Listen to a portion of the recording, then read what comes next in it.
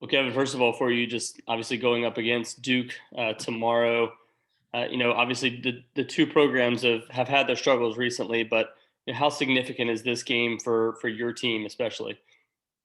Well, Corey, I think it's an important game for us for several reasons. Obviously, I've been here. We've always talked about trying to go on winning streaks, and we just obviously lost our last game. But more importantly, it's another home game for us. It's an opportunity to take a step forward in the ACC in this crazy year, and so the game is important for us, no matter who we were playing. But it is a great opportunity for our guys. It's another opportunity for our young guys to get to have a chance to play, and then you know the other big thing, Corey, is just to have the game to be played.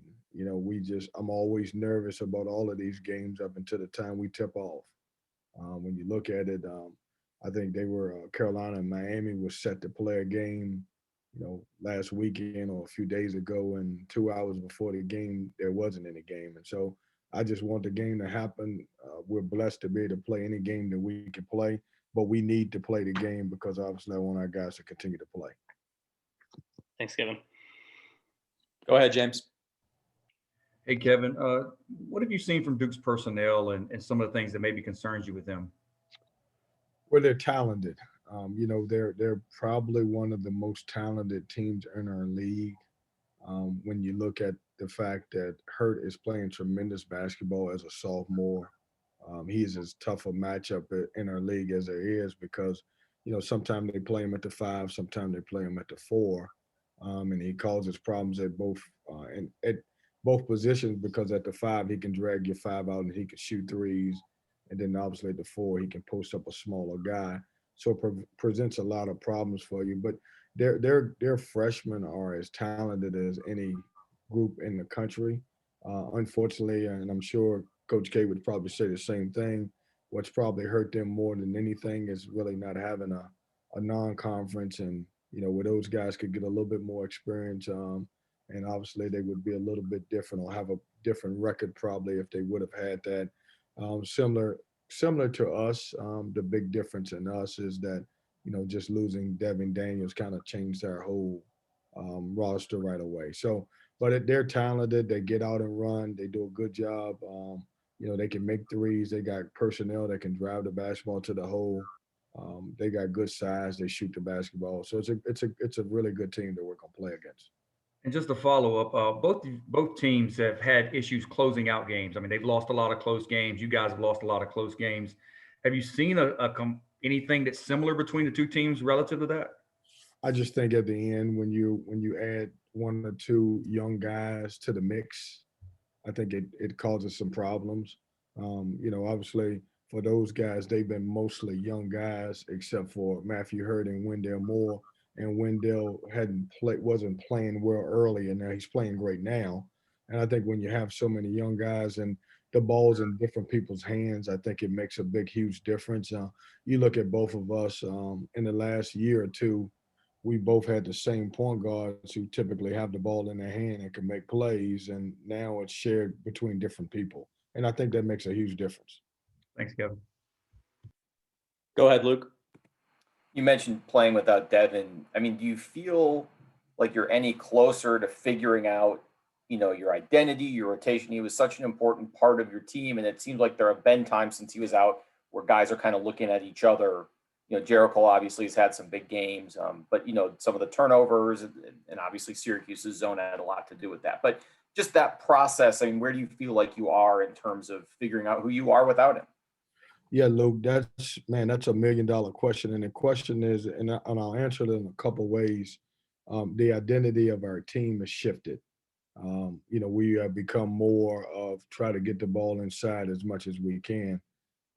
There's no secret that right now the strength of our team is coming from our power forward and center position. When you talk about Jericho and you talk about DJ and obviously Manny Bates, it's different and it's weird because we played basically, and I think he's been out for 4 games, but 3 of those games have been against teams with a unique defense.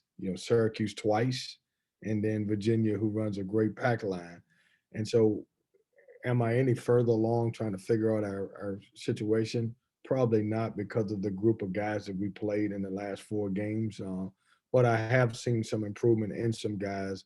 I've seen, what we've asked for, and I know we talk about this all the time after the call, is just getting, consistent guard play from someone. We've kind of had it in different folks, but we haven't had it where 2 or 3 of those guys have played great on one given night.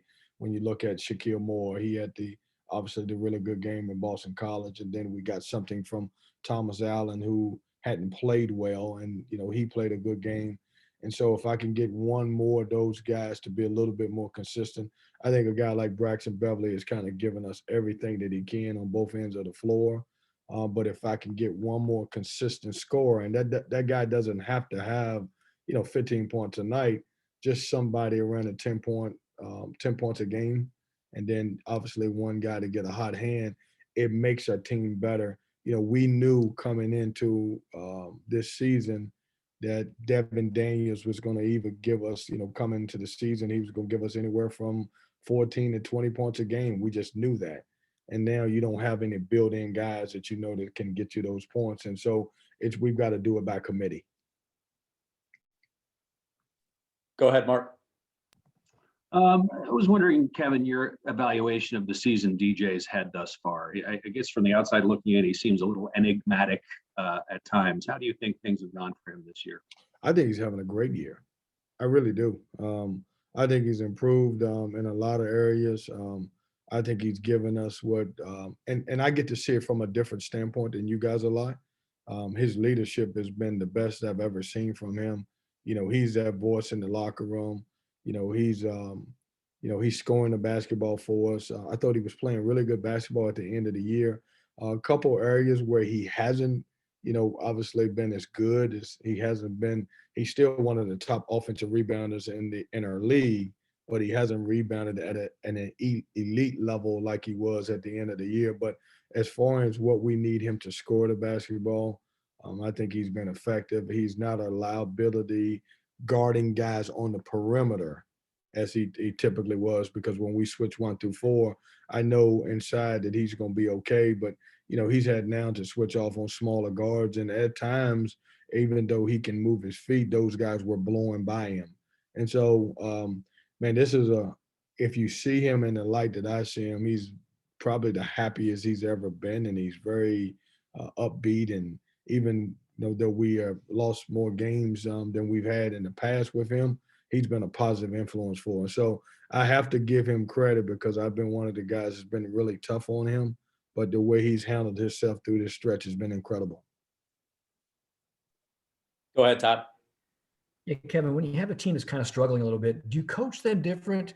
Maybe practice, love them up a little bit more, break them down a little bit more, or is it important for a coach to stay consistent? Just how, because we don't get to see practice. How's things going to practice? How are you coaching the guys right now during this time? Well, it's a great balance that you have to have. And so I lost the guy that I could get on the most, and he would respond. And so one of the biggest things with coaching, as it changes from 3 years ago or even 4 or 5 years ago, one shoe don't fit them all. And so, with this group, and especially when you have some younger guys, you have to figure out how to motivate them. Some guys are very easily motivated by just tapping them or bringing them over, putting your arms on them, telling them, what they need to do better. Some guys you have to jump on and really get after them a little bit. Well, Devin Daniels, the older guys, and Braxton Beverly, kind of, when I think of those guys, I think of those guys as old school players. They respond by you jumping on them. The newer generation of younger kids, you have to really sit down with them, and most of them are visual learners. Most of them you have to take on the floor and show them where they're making mistakes. And so I've given a dose of everything, trying to get a good balance of making sure that we stay consistent to what we've done in the past to be successful, and then also obviously understanding that I've got a new group of younger guys. I went from a Markel Johnson, CJ Bryce, Devin Daniels, and throw Braxton in there, to guys who just respond while coaches really, getting excited and getting on them, to a bunch of guys that, 17, 18, 19 years old, that really, you You got to sit down and teach them.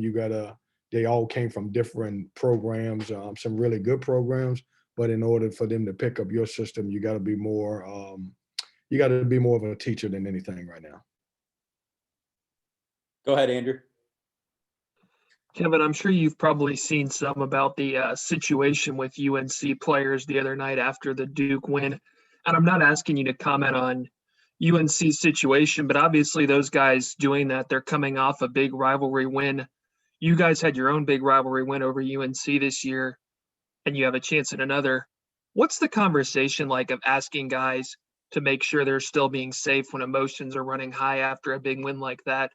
And how tough is it, to tell these kids that they can't celebrate and, enjoy a big win the way they normally would?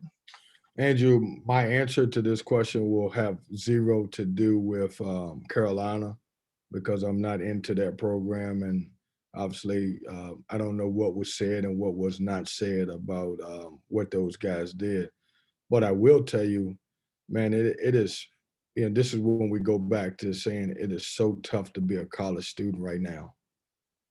I mean, what do you expect them to do? And I know we're going to say, man, yeah, well, you expect them to, do all of the right stuff and not be around other people. And I'm sure Roy, just like myself, and I'll go back to, I give example about Super Bowl. I instructed them that there will be no Super Bowl parties. You couldn't be involved with a Super Bowl. Same thing, we won the Carolina game here on, I think, December the 22nd. And we had to talk about, obviously trying to celebrate amongst ourselves. But it's hard, man. I mean, think about, your coaches or your parents telling you something that you shouldn't have done and you probably went out and did it. You want to know the big difference in when I was growing up and these guys growing up now? There were no camera phones. So we probably did some of the same things that these kids are doing, and they're being kids and they're having a good time. But unfortunately, that phone that we have can change the narrative of anything real quick. And so, I've asked my guys to just do the right thing, and the right thing is try to protect us in our bubble. But honestly, when because of NCAA rules, I'm not around them. After they leave practice and we have them, I don't know what they're doing at nighttime. I trust that they're doing the right thing, but there's no way to know that they're not. So I'm not judging the Carolina situation. I don't know the whole story, so it wouldn't be fair for me. I can only tell you what we try to do, and I'm not saying that it's working or not, because after we beat Carolina here, those guys could have went and had a big time party, and maybe the video just didn't get released. So I don't know.